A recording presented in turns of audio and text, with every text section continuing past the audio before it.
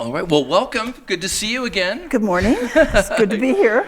Why don't we start off with you just giving some of the broad brushstrokes of your life and career thus far? Well, there's never a clock in these rooms. We should have does our screen down there have a timer? So I might be approaching the end of our time, by the time I get halfway through my... I'll just keep an eye on it. People that meet me typically want to know how I got in the CIA. I think about a third of them want to join the CIA and want to know if I have any tips for them. I do not. I left Wichita, Kansas, and went to Germany to be at my best friend's wedding. So she got married and went away.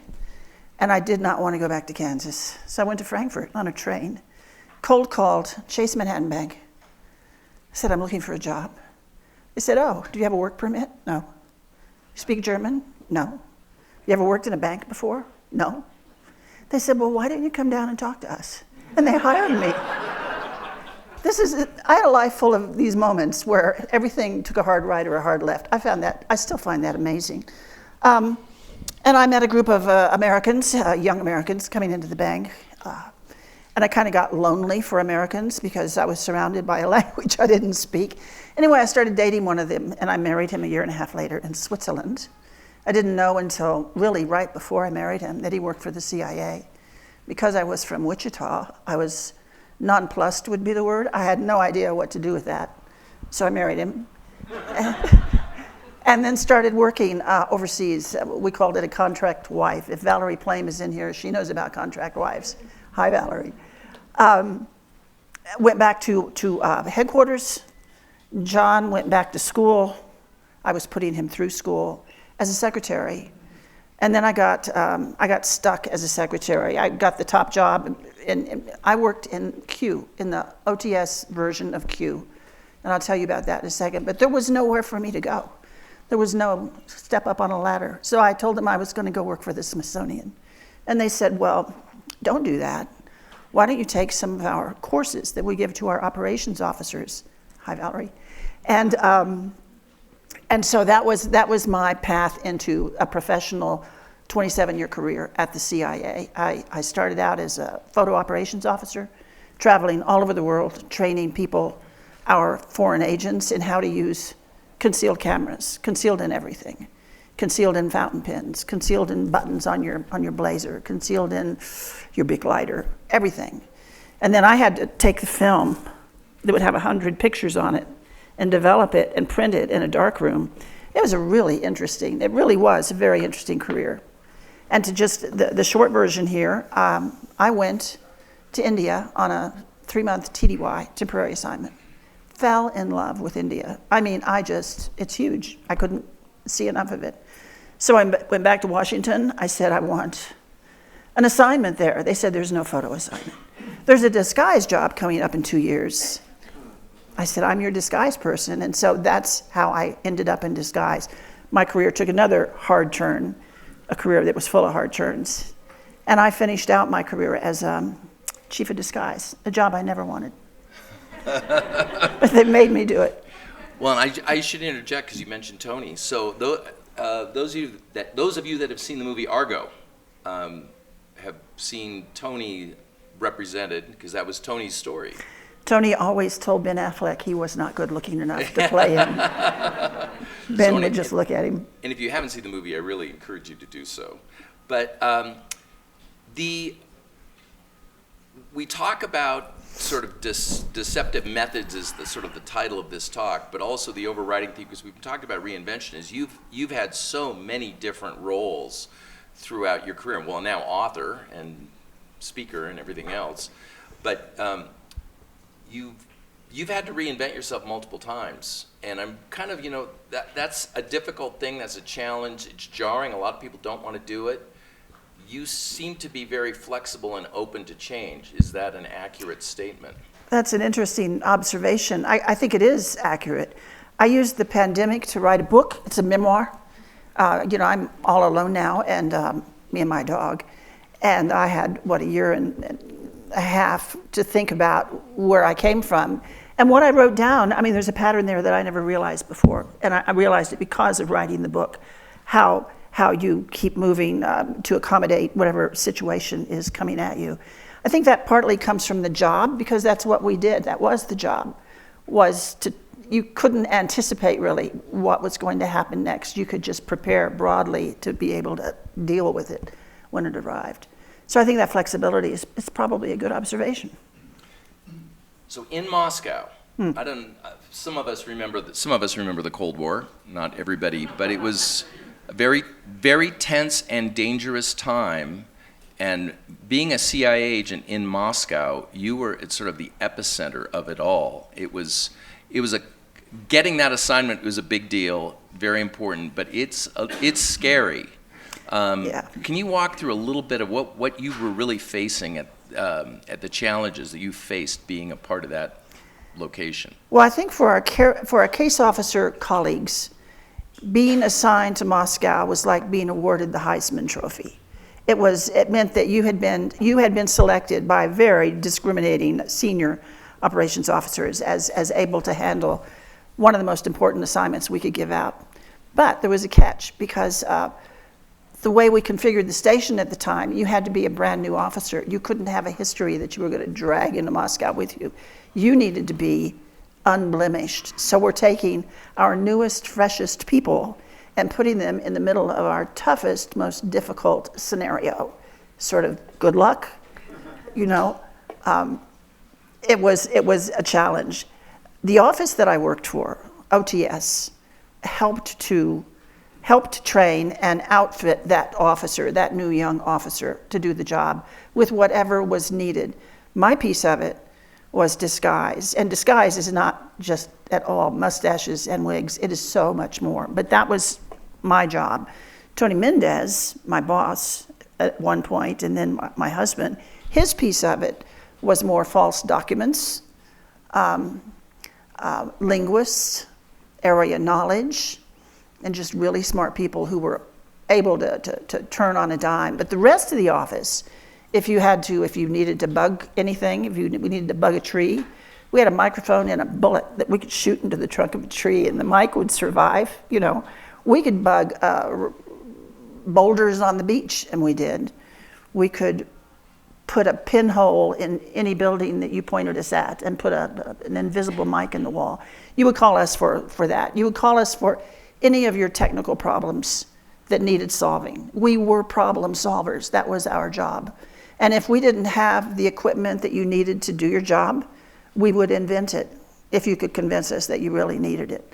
And so our scientists were always pushing the edge of whatever the technology was. Back then it was like bubble memory. It was the battery situation. We needed smaller and smaller and smaller batteries that would last longer and longer, because once you put the wood block under the conference table in the Parliament building, you're not going to get to go back in and change the batteries. It's only as good as the batteries.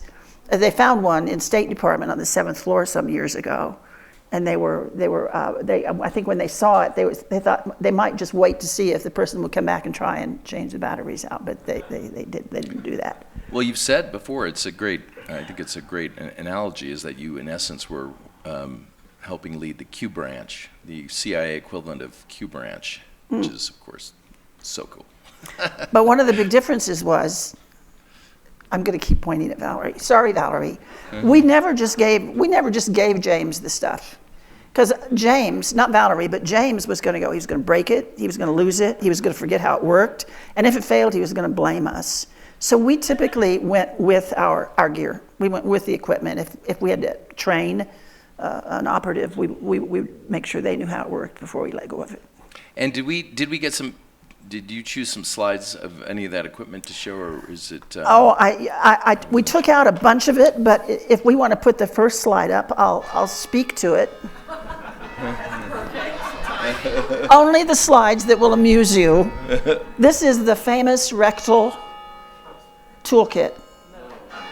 If we had you parachuting in behind enemy lines and we thought there was a chance that you could be strip searched, this was for you. We could go to the next slide. This is one of our concealment devices. We were always doing dead drops to our agents. And mostly what I'm telling you about is Moscow today. But we had to be able to put something down that no one would touch except the agent who knew to look for the dead rat by that particular sign or tree or whatever. These dead rats, American dead rats, were dipped in Tabasco sauce because there was always the odd chance that an animal or dog, someone might pick it up. And if they did, they'd run away howling. But they were kind of cute. We could put lots of stuff in them. We could put a film. We could put a developer for their secret writing messages. We could put medicine for their kids. Whatever they needed, we could put into the dead rat. Then they would drop something back to us. And most of them, the ones that were created, would come up with something that looked like some old construction glove, maybe covered with vomit. That was always good. And that was in Moscow. They'd just leave it by a telephone pole, and it would be there for months if we didn't go pick it up. Dead drops were a big piece of the business. In this case, literally dead. Literally dead. And I made one concealment device for dead drops that was famous throughout the CIA. It was a Potomac River rock, which is a smooth, round rock that's been worn away by the water all the years. And it was so beautiful that they named it Rock Hudson. And we put it in our little museum in the Q Branch. One of the biggest challenges, if not the single biggest challenge of your time in Moscow, was the fact that every person that you worked with was under constant surveillance. Yes. And that was, I think, where we start to move into the, the whole topic of misdirection and deception. Let's kind of go with that a little bit. Talk about that challenge and how you dealt with it.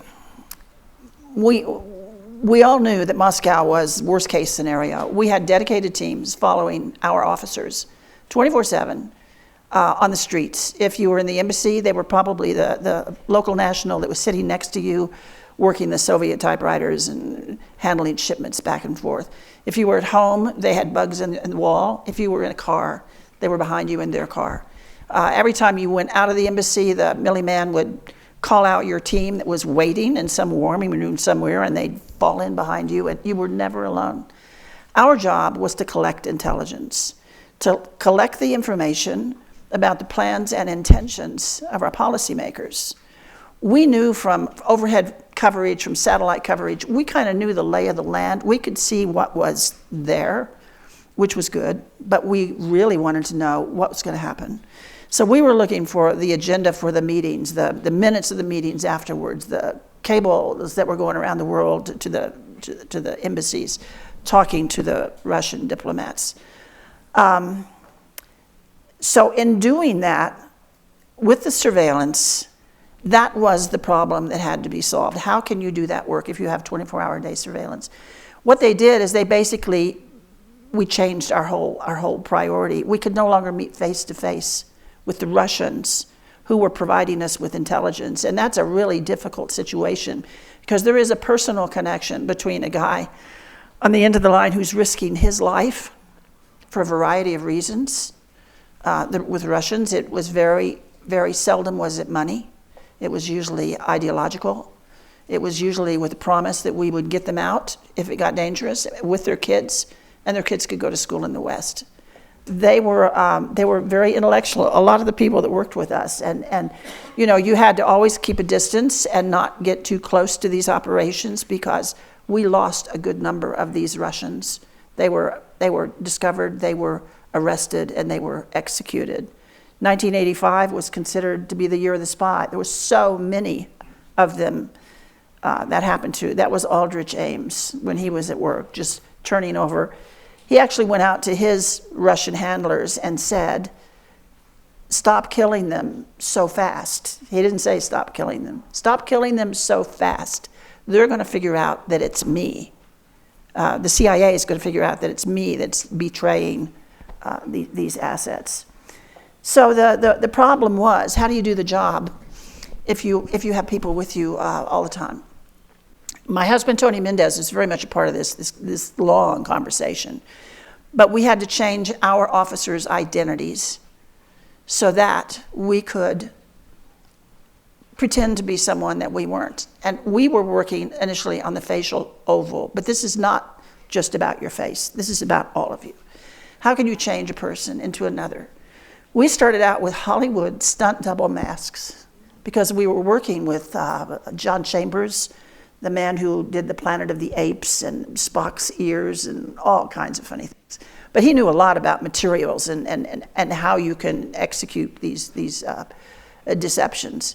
So we had stunt double masks that you would put on Brad Pitt's stunt double person so Brad wouldn't skin his knees when he fell off the horse. We used Rex Harrison. Rex Harrison was the one we liked the most because he was kind of a big burly guy. We could turn him into a woman. We could turn him into an African American. We could turn him into a lot of things. That was the beginning of trying to really disguise our officers so that the surveillance would just dismiss him. That's not him. He's in that car with, it's not him. They wouldn't follow him. But that wasn't good enough. And over the years, we worked harder and harder with Hollywood to come up with some really believable disguises that we could get face to face with a person, where we could interact with someone and they would not realize that we were wearing a disguise. Now we moved the slides around, so let me just, yeah. So we started working with magicians out in LA as well, because they're the masters of deception and illusion, right? And we went out and talked to some very, very famous and very patriotic people and said, we need some help. We watch what you do. My husband was always an amateur, very interested magician. And we said, we'd like to know some of your secrets that we know you're sworn to never divulge, but maybe for your country, you would help us out a bit. And they did. You've all been in theaters where there are where people are flying, people can't fly, where people disappear, and that can't happen, where an elephant goes in a box and then they open the box and there's no elephant. We wanted to know how to do that on the streets of Moscow. And the magicians really gave us a very kind of a mantra to go with. They said, you call this an operation, we call it a performance. And the very first thing you need to understand is, where is your stage? Where is this performance going to take place? And you have to really clearly define it. Is it going to be in a car? Is it going to be at the gate of the American Embassy? Is it going to be in the parking garage of the American Embassy? Where's it going to be? And then you have to figure out who's in your audience. Who are you playing to? Who are you trying to fool? If it's your mother, give it up. You can. It doesn't really work. But you play to the audience that you expect. And then the thing you have on your side is the timing. You get to decide when and where you're going to pull this thing off. And with that kind of a mantra behind us, and showing us just a little bit of the equipment and materials that they use, we can go to the next slide. I got to wander around in this warehouse. No. There's a series of 3 slides there's one. So everybody has kind of seen a version of this on the stage, and I got inside of it because you never can understand, how can a person fit in there? Visually, you think you can't, but of course you can. And then the fact is that if you turn this thing on its side and put wheels on it, it can become a table that thousands of people can pop out of when you think that it could barely hold one. If we go to the next slide, yeah. This is just something that was sitting around and I kind of jumped aboard. Looks like you're floating in air, but you're not. If we go to the 3rd slide, the one I like the most. This was really good. I thought this is a good example of what they do when you're looking at something and you're trying to figure out, how does that work? Because that's what you do when you watch magic, isn't it? It's what I do. I just start saying, is he flying on wires? No, he's not swinging, so I dismiss wires. Well, you never dismiss anything. You look at this and it's like, so I may break a rule here and just tell you how this works, because this is like Santa Claus. This is so dead simple that when you know how it works, it's all of a sudden not interesting anymore. But if you look at what I'm sitting on, that's where the magic is. What are those black things on the floor? Those are the 2 that that are pointing at me, that's a cantilever. That's what's holding that woman up in the air. And behind my arm, and behind that rope, and behind her arm, up to her neck, and then down is a seat. And she's just sitting on a seat. But it's such a powerful image that most people would never imagine that's it. But that's it. So we started using some of their ideas on how to do a deception. And at the same time, over here, we're working with the makeup people and some of our own contractors inventing these full face masks that could really radically change you. They could change your gender. They could change your ethnicity. They could turn you into someone totally different, or they could make another you, which we called you too. We could make a dozen yous if we needed them, but we didn't. We only usually needed one more you. And if you had another identical face, then the question was, how do you use it? An exercise we ran in DC just to show the managers that were running Soviet East European Division, we had a couple walk down the street. These were Moscow-bound case officers that were going to go out to Moscow. And we were across the street at an outdoor cafe, and they stopped and stepped into a really cool jazz bar. It was called One Step Down. They went in, and they came right back out with a program. You could see it was a program in the window. It was purple. And they were studying kind of, what was coming. And they kept walking down the street. Well, we had our own surveillance team for this purpose, following them down the street. So the senior people could see, here come our two case officers. Oh, and there's a surveillance guy over there. And that couple over there, they're part of the team. They're following them. They go into the thing, they come out. And they followed them down the street. It was like a parade. And the SE senior people said, what was that? And then tap, tap, tap, somebody taps them on the back of the shoulder, and it's their two Moscow-bound case officers who are not the people that are being followed down the street. They never came out of that bar. And we were just saying, there's all kinds of opportunity here if you start using some of these disguise materials. So we used them to great effect. And the fact was that, to my knowledge, they never got one. I thought they got Mike Sellers, but he told me they didn't get it. Instead, he put it under a rock, and they built a building over it. Yeah. So they didn't get it. So we could use it over and over. And they did not realize that we were doing it. And that meant that our case officer could get out of the car, and we made the magic people made a pop-up dummy. And the most important time we used it, it was in a birthday cake. So that's a really interesting. When I think about such a great operation. About you guys creating magic tricks. Yeah. That is the one that comes to mind, because the idea was someone would get in a car, and you would have this birthday cake there, and then you'd go around a corner and walk a little through how that scenario worked. Because all the phones were listened to in Moscow. The KGB was listening to every phone call you made. So they started planning a birthday party. And the day of this operation, two couples went out into the courtyard of the embassy, which could be observed from outside of the embassy compound. And two couples got in the car.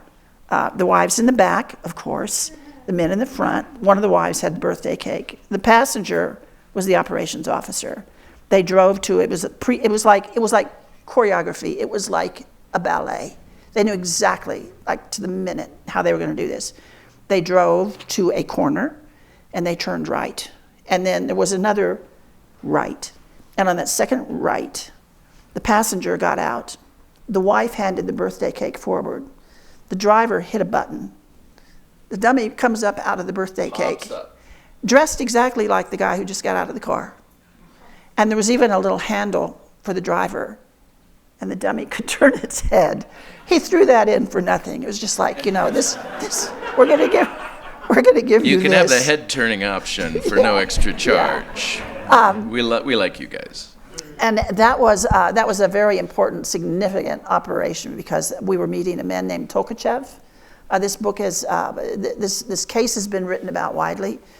There's a book by a man named Dan Hoffman, and if you like to read spy stories, this is such a good book.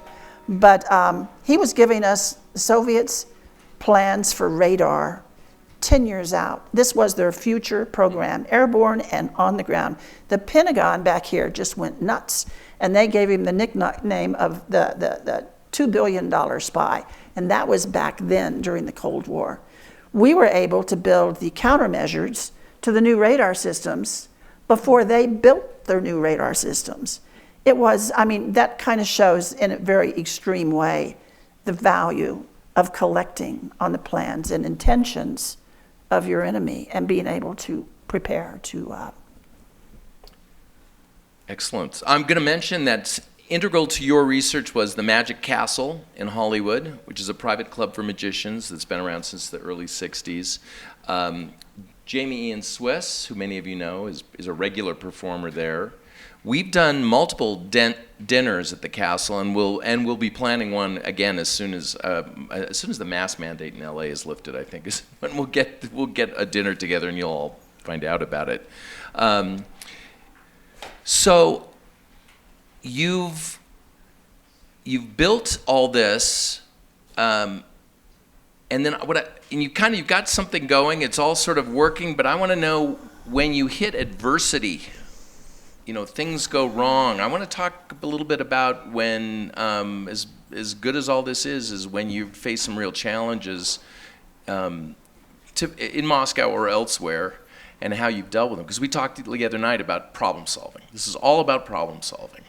It is. So let's hear about you've got the challenges of eluding the Moscow people, but let's talk about something going wrong. Things do go wrong, and you try and build that into your planning. Whenever you planned an operation at CIA, you had to submit an operations plan, and the end of every plan was, what if it goes wrong? What are we going to do? If we were doing an entry operation, which we did, into a foreign compound, which we did, that I have to call a foreign compound because I'm not allowed to say some other things, but it was important, and we were going to steal, what do we call it, a Capella machine, because we had to call it not what it was.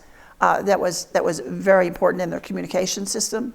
The plan for that operation had to have, what if they come through the gates while we're in there? What are we going to do? And you're ready. Now, we didn't have to execute that final piece of it, but the plan was all about masks, because we were in a foreign country where none of us looked like them. So everybody had a face that we wore when we went in a van, and if somebody came through the gate, they knew where the boxes were. They were going over the walls, and they were just going to drop down into the street and just walk into the city, walk into the crowd. There was a place to meet. They were going to drive them out. Everything that went wrong, there was a plan for that, but it didn't mean that things didn't go wrong. It was the plan in the end was to try and create some order out of what would probably be some chaos. So you wanted to know in advance. It was like when they did the Argo thing, when they're in the airport, what if it goes wrong? That was a little different though, because if it went wrong, you were in an airport full of armed revolutionary young men who were probably not really trained in the use of those weapons, and they were all just trigger happy. They were revolutionaries. They were just dying to find a spy. If you're not familiar with the story, again, the movie's well worth watching, but the idea is to get some important folks out of Iran that were hiding. Yeah. The idea was Tony developed a ruse these were all movie producers from Hollywood, and they just happened to be scouting a location. And so they were basically benign and uninteresting to the regime, and we should let them go. And that was the ruse. They were not spies. They were State Department employees. They were the ones that issue the foreign visas. There were 6 of them, and they got stuck in Tehran. The embassy had been overrun. The airport was occupied by these gun-toting revolutionaries who were not students. They were revolutionary military men, and they couldn't figure out how to get them out. Tony said, this crazy idea, we usually don't use crazy ideas to move people, especially groups of people. But this was a one-off operation. He said, let's make it crazier than they can imagine. Let's make it Hollywood. Everybody recognizes it Hollywood. They're nuts. They go anywhere to the bazaar. And for those of you who have seen the movie, Tony said that the hard part was not really moving them through the airport and getting them on the plane flying out, although that was hard. The hard part was taking that idea, which was a crazy idea inside of CIA, everybody didn't know that Tony had all these connections out in LA, and he knew about location scouting parties and how it would work. And they actually set up a movie company, Studio 6 Productions in California. People on the phone, yes, Studio 6. They'd say, is this person there? No, it was on a location scouting in Tehran. It was crazy, but it worked. But Tony said the hard part was selling that idea. He had to take it to the SE division higher ups and convince them that this would work, and then he had to, it just went on and on. The director of CIA, State Department, because it was their people, the White House, because Jimmy Carter was desperate, Toronto, to talk to the Prime Minister to get real Canadian passports that he could use to put all these fake stamps in, and then to the ambassador in Tehran, Ken Taylor, who was, I would always say, one of the real heroes of that whole story. He risked a lot by taking in the Americans. He kept them for, I think it was 86 days. Our ambassador? The Canadian ambassador. Canadian. That's right, because they were actually Canadian filmmakers. Was that the? They were there on actual real Canadian. Tony got real Canadian passports, empty ones. No country hands over their empty passports to anybody, and then they put all the stamps in. It was quite an operation. But I always call out Ken Taylor, the Canadian, because he didn't have really any skin in the game. These weren't his people, but he was just such a mensch, and it worked, and it was great. And there was one of the things that most hesitance was from. Ellen will appreciate this. There was some left brain thinking going on there about that. This is just too crazy. This is too right brain, too chaotic. And yet it was absolutely the right thing to do. There was some reluctance among the members to participate. Oh, there was. They're scared. They're not spies. And now they have new names and they have new backgrounds. And they have, what's your father's birthday? When you're going through a hostile airport, you don't want to get, but you can get pulled into secondary very easily. So they had to learn new identities. And one of them, whose name is Joe Stafford, who Tony said, I told you this, Tony said he's the smartest of them. He's the brightest bulb in that group.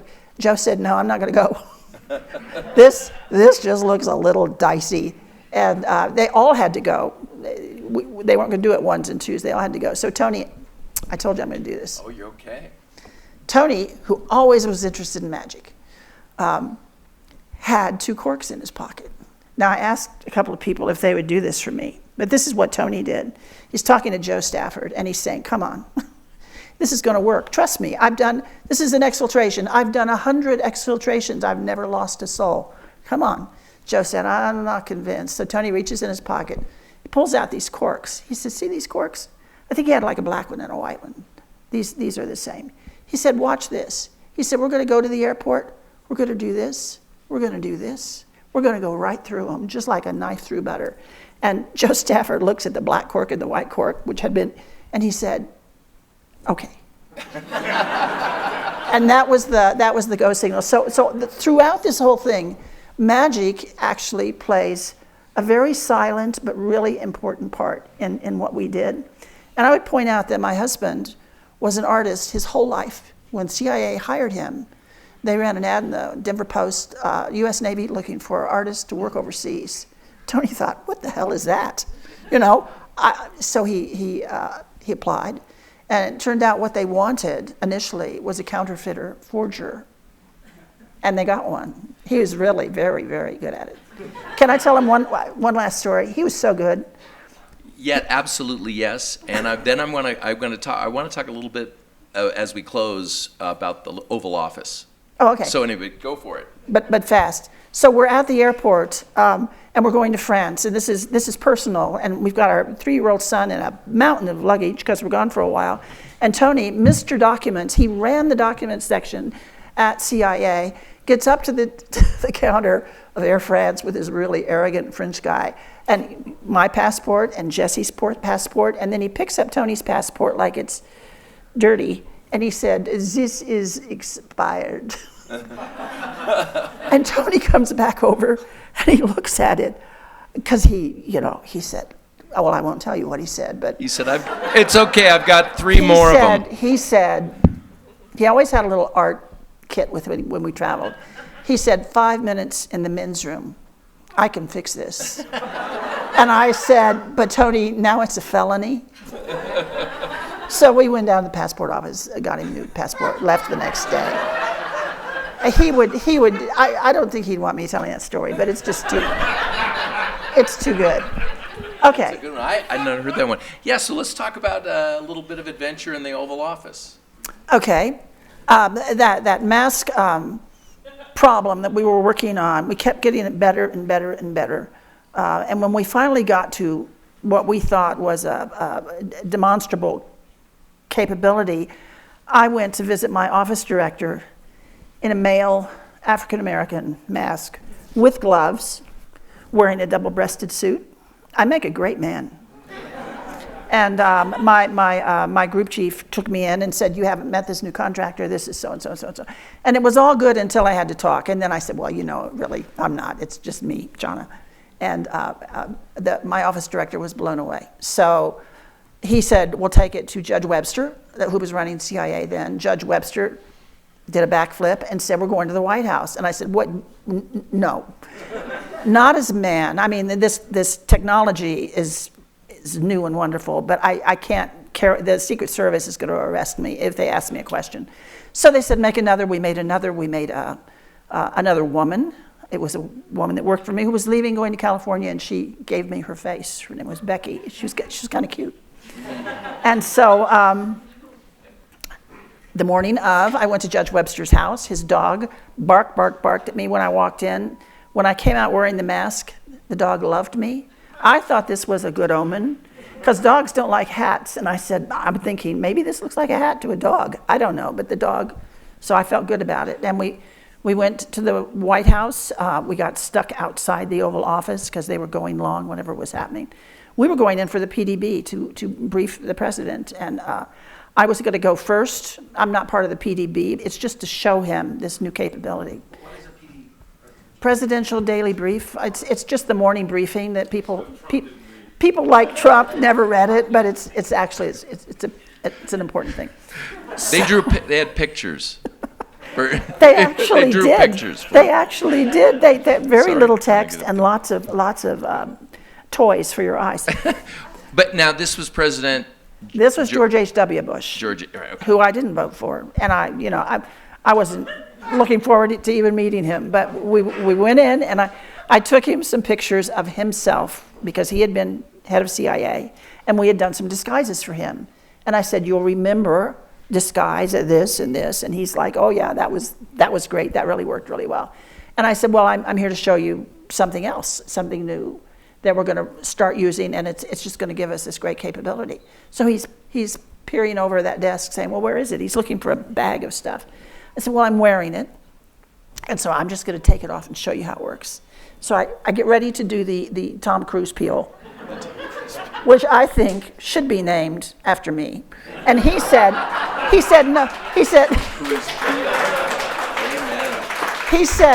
no, don't take it, don't.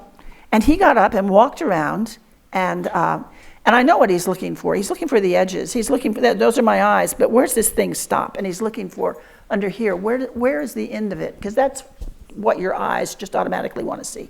He couldn't see it. So he sat down. He said, "Okay, do it." And so I took it off. We have slides. I forgot. Okay. Slides. There we go. Okay, that's me in the mask. On the far left. On the far left. That's Judge Webster. I never found out her name. That's John Sununu, Bob Gates, Brent Scowcroft. Forget who was over here. So they're all watching. But John Sununu wasn't paying much attention. And so the next slide. Oh, that's just a little closer. I really liked the hairdo. Back in the day, that was a good hairdo. It's.